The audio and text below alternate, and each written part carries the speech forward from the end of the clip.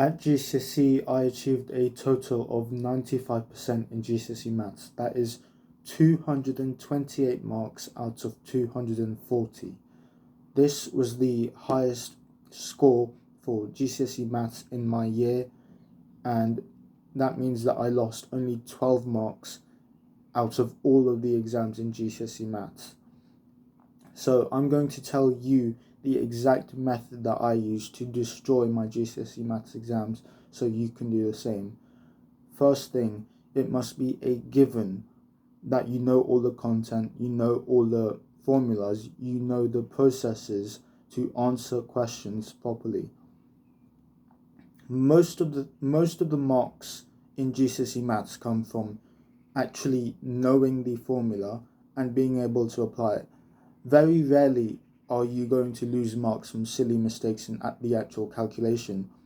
Most of the time, it is the actual method that you use and the accuracy of your method to answer the question, to get those marks. Because most of the time, if you know the method, you can do the question easily without dropping many marks. Because first of all, the remaining papers are calculator papers, so that makes it easier. You will not be dropping marks through doing the wrong calculation.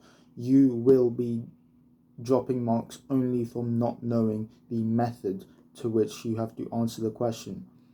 So what I recommend that you do is to go over all the content which is given to you. There must be some sort of Google sheet or something, some sort of resource given to you by your school which covers all the content, and you want to go over all of that fully and thoroughly.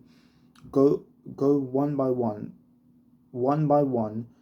watching the Maths Watch or other videos, or watching some sort of video, some sort of explanation, and understanding fully how to answer each type of question which can be given for each topic.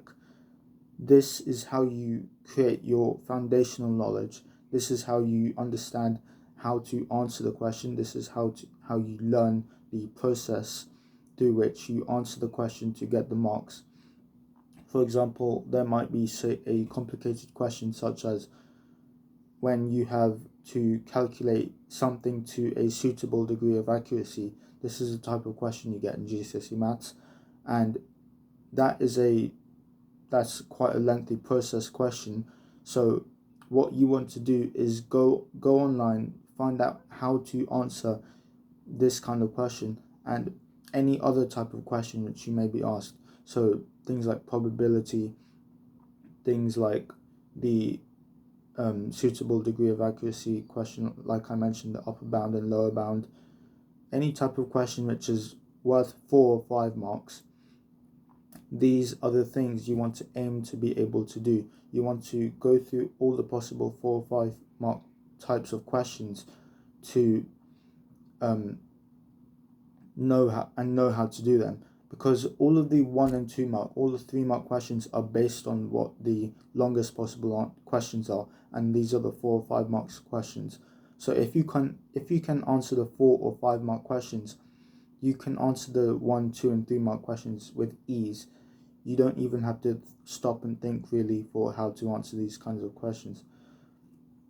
It is helpful to have done so much practice that you notice how to do the easy 1 or 2 mark questions where you have to state something obvious or simple, which you might not learn from the 4 or 5 mark questions. There are very few 1 or 2 mark questions you will not learn how to do by learning how to do the 4 or 5 mark questions, and you should go and learn them. So what I realized from GCSE Maths is that there's a set pattern. There's a limited amount of the type of 4 and 5 mark questions they can give you. Sometimes it's, like I mentioned, the suitable degree of accuracy question. Sometimes it's a probability one. Sometimes it's some quadratic factorizing thing. There's a set number of types of questions they can give you, and the hardest ones, if you figure out how to do them, that will benefit you the most. For example, personally, when I was going through GCSE Maths, the ones I found the hardest were the vector questions, where you had to have, where there were ratios and you had to find the length of a unknown vector by comparing the coefficients, equating coefficients to find the set length of a vector. And that was one of the hardest questions for me, and it took me like a few hours to actually understand how to do it, but it was worth it because it meant coming into the exam I knew how to do it, and I knew how to do it well. So following that, there was another type of question which I didn't realize how to do. It was the probability questions, where you are not given a set amount, you're given X, you're given N or some other value for probability. For example, picking up different colored beads from a bag, something simple like this kind of question. It would lead you to form a quadratic through a long kind of method, and then solve that quadratic. And I didn't realize this kind of question, this kind of detailed questioning method, which I didn't know, I had to learn. And as part of GCSE maths, what you will realize if you are truly aiming for the top marks is to, if you want to get a grade 9, you are going to have to get each type of difficult question correct again and again and again, and you want to solidify your understanding and memory of that method in your brain. So how is that done? That is done through practice. Practice is the number one method, science-based, and also just from my experience. I know that practice is the best thing for maths. Maths is not a spectator sport. Maths is something you have to actively engage in to understand and solidify that understanding in your head.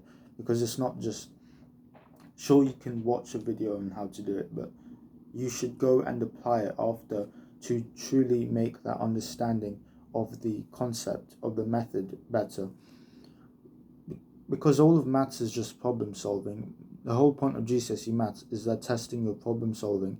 They're testing your ability to use methods to solve a kind of problem accurately. And that's so the whole point, the whole aim of GCSE maths at this point, what you should be realizing right now, is to get your understanding of the methods down the best you can and solidify that permanently in your head. So understand the methods, and these methods will repeat. As I said, certain 4 or 5 mark question types, they repeat, they come up again and again each year. It's a pattern of the type of questions they can ask.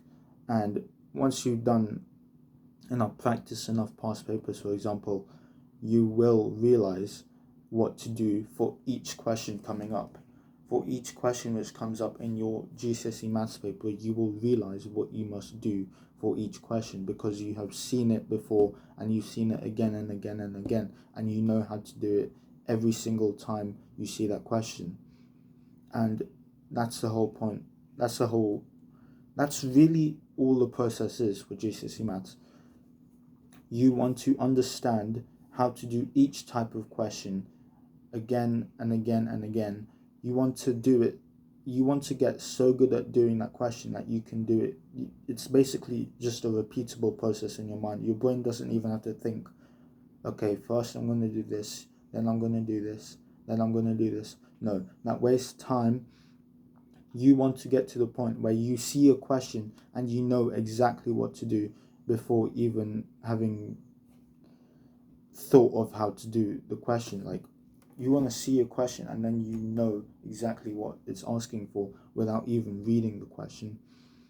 Of course, read the question, because if you don't read the question, I know from experience, if you do it like this, you just do it from experience, that you don't read the question, you lose marks, you make silly mistakes. So of course, go and read the question. Make sure you do read the question. But you want to have done so many questions, done so much practice, that you know how to do it. It becomes like a game in your head. You're just like, you know how to do each type of question which they can possibly give you. So you're just like waiting, you're just preparing for the one question which throws you off, the one question in the exam which throws you off, and the rest of it you can get 100% in. You want to create overall precision in your paper, and that comes through knowing how to do each type of question, and you know how to do it like by heart, like the back of your hand. You want to be able to do that question so without, you want to practice to the point where this question, each type of question which can come up in GCSE maths, is ingrained in your head, and you know how to do each type of question which can come up in any future GCSE exam questions. Now, I would say, if you are truly aiming for top marks, if you don't care about just getting grade 9, if you were like me and you want to get 240 out of 240, which I did not get, but I got kind of close, what you want to do is aim to go over the hardest 4 or 5 mark questions which come up in the paper, and usually these are the very last question at the end, or somewhere, or the last 2 or 3 questions in the paper. Aim to be able to do all of these questions, and that is going to solidify your understanding. Now, there is a type of like kind of surprise question the examiners give you, and that is at the end of a paper when you have a geometrical problem. For example, you have a circle and a hexagon within and a hexagon outside, something like this. That's the exact question I was given in paper 3 last year for GCSE maths, and that kind of geometrical question can throw you off. In my case, these were the hardest questions for me, so I was actually afraid of this kind of question coming up. Luckily, it only came up once last year, and luckily I figured out how to do it, and it was clear in my mind how to do it. But this kind of question can come up at the end of each paper every year, and if you're truly aiming for top marks, you want to have gone through all of these types of questions which have come up in the past years and know the processes to them, and that grows your problem solving skills and develops your understanding of how to answer this kind of question so you can apply that for the papers coming this year. So make it a given, it has to be a given that you know the methods for each type of question which comes up in your GCSE maths exam.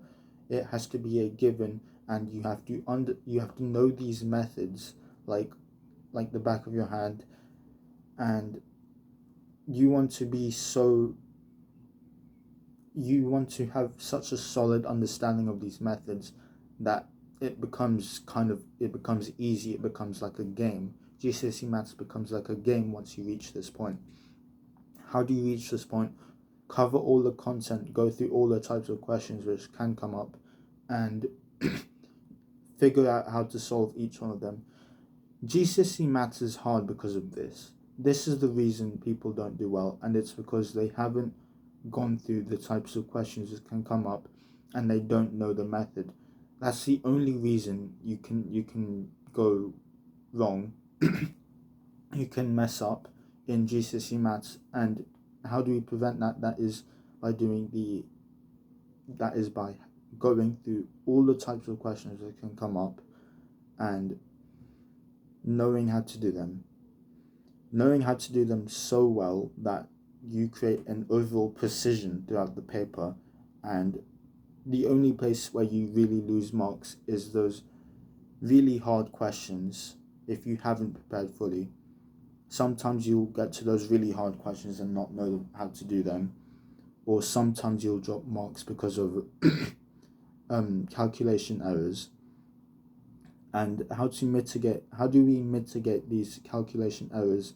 It's also through practice. You practice so much that you know the method. You hardly get a question wrong through calculation errors, and essentially, maths in every form, I think everyone who does well in maths says this as well. Maths is just practice. Maths is just practice of the questions again and again and again until you get it perfect every single time, and that's what you need to do if you want to destroy your next GCSE maths exam. So once you've gone through each type of, what I recommend is, I would sit down if I were you, and assuming that you have not covered all the content and covered all the types of methods which can come up, what I would do is I would go through a list. I'd find a list somewhere from like my school or something, some sort of resource which tells me exactly what can come up. It can also be online on YouTube or anywhere else, anything which you can use to find a list of the resources to cover each type of question which can come up. What I would do is I would go through all of them, I would make sure I know how to do each one, and then I would test myself by doing a timed past paper, and that is the best thing you can do for speeding up your timing as well. Because for a short amount of time in, I think, year 8, year 9, year 10, my timing wasn't good for my maths exams and I would run out of time. But what I did was I had practiced so much, I had done timed papers so many times that by the time I got to the actual GCSEs, every single paper I did in GCSEs, I would finish in 1 hour, even though we had 1 hour 30 minutes, and I would have done it with accuracy and precision as well, so I would get high marks. I wasn't just rushing it. I had done so much practice, I could do it quickly and I could do it with precision. That is the goal. That is the position that you want to get to for GCSE maths, and this is how I got 95% in GCSE maths, dropping only 12 marks across all 3 papers. In paper 1 I got 76, paper 2 I got 75, paper 3 I got 77, all out of 80. I did this by following this method. You can do the same by, if you just put in the hours of doing the practice of just covering the content, you will be doing a favor to yourself for your GCSE maths exams, because you will destroy them by following this method.